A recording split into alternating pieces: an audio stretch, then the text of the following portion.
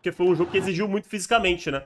Inclusive, esse foi o ponto que pesou muito pro Vasco não conseguir eventualmente a classificação. O time do Vasco cansou. O time do Vasco claramente cansou. E aí ficam as críticas à escolha de ter mandado os titulares a campo contra o São Paulo, né? Pesou muito esse fator físico, e aí a estratégia não me parece ter sido a melhor possível, mas a crítica maior do ponto de vista vascaíno, André, tem que ficar, sem dúvida alguma, para a janela de transferências, né? O Vasco sofreu com lesões na temporada? Sofreu com lesões na temporada. Mas a partir do momento que você contrata alguns jogadores que sequer entram em campo, e a gente está falando de contratações em que o Vasco investiu, no caso do Maxime Domingues e do Jean Davi, do Jean Menezes, os caras sequer saíram do banco de reservas. Fica aquele questionamento. Por que, então, esses caras foram escolhidos? E o outro, que foi contratado também, né? O Emerson Rodrigues, por que ele entra em campo? Né? Porque não tem qualidade para entrar em campo, por todo respeito, o Emerson não tem. Então, a crítica maior do Vasco acho que fica em cima disso, do planejamento em contratações e planejamento para essa semana tão importante. E agora o Vasco é buscar aí os pontinhos que faltam no Brasileiro para escapar e para, quem sabe, buscar pelo menos uma vaguinha na Sul-Americana, né? Eu acho que Libertadores é inimaginável nesse momento. O time não tá jogando para pensar numa eventual arrancada, muito tempo sem ganhar. Agora é momento de garantir a permanência e buscar vaga na Sul-Americana e planejar o ano que vem. Pro Galo, é o que eu falei. Agora é buscar os títulos. Dá para buscar. Qualidade para isso esse time tem. O Atlético Mineiro agora, inclusive quem vai enfrentar o Atlético Mineiro no Brasileirão, daqui até o final, Internacional, Atlético Goianiense, Flamengo, Botafogo, São Paulo, Juventude, Vasco e Atlético Paranaense, provavelmente vão enfrentar times ou reserva ou bem misto, né? Porque, claro que o Atlético Mineiro, ele, nas próximas semanas, vai se dedicar aos jogos das Copas e assim tem que ser. Não tem outra coisa a se fazer. Eu acho que a decepção do Galo, que em determinado momento aconteceu, foi muito por conta do Campeonato Brasileiro, né? Chegou no momento que o Campeonato Brasileiro, o Atlético Mineiro estava lá embaixo. E agora ele pelo menos já fez pontos para ficar confortável. Ele tem 41 pontos conquistados. Então o Atlético tá de boa deixar o Campeonato Brasileiro de lado, porque ele tem 2 jogos complicadíssimos contra o River Plate. O primeiro deles já amanhã.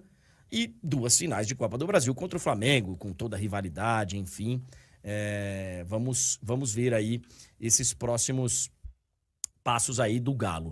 Com relação Só para ao completar Vasco... uma coisa sobre o Galo, André, mas é importante o seguinte, o Galo, apesar, vai jogar, é claro, com um time misto, alternativo aí no Brasileirão, mas vai jogar a Vera, não vai jogar ali meio que tirando o pé, porque, é claro, a gente tá falando aqui da possibilidade de 2 títulos, mas o Galo também precisa seguir somando pontos no Brasileiro, pensando numa vaga na Libertadores via Brasileirão também, não pode largar de mão de tudo, porque vai que acontece entre aspas, um desastre aí, o time fica sem título, né? Não ganha a Copa do Brasil, não ganha a Libertadores e fica sem vaga na Libertadores. Então é importante o Galo não abandonar 100% o Brasileirão. Eu não chamaria de desastre, né?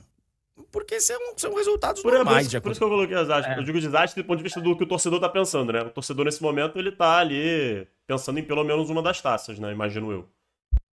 Eu acho que a expectativa do torcedor ela é enorme. Agora, não dá pra você chegar pra um time e falar, pô, que desastre perder pro River uma semi, que desastre perder pro Flamengo uma final, né? Não tem como. Bom, o Vasco, cara, só pra encerrar e passar pro próximo jogo, pelo que foi o ano, né? Chegou um determinado momento ali do ano, 777, a eleição ali do Pedrinho, o time sem, né? Então, assim, eu acho até que o Vasco sai de cabeça erguida. A torcida, inclusive, aplaudiu no final, o time do Vasco e tal. Então, o Vasco precisa, tá? Ainda fazer uns pontinhos no Campeonato Brasileiro para poder, né? Ficar mais tranquilo. Porque nesse momento o Vasco tem 37, né? 37 pontos. Então, assim, se você for analisar, são 5 de diferença para quem tá da zona de rebaixamento.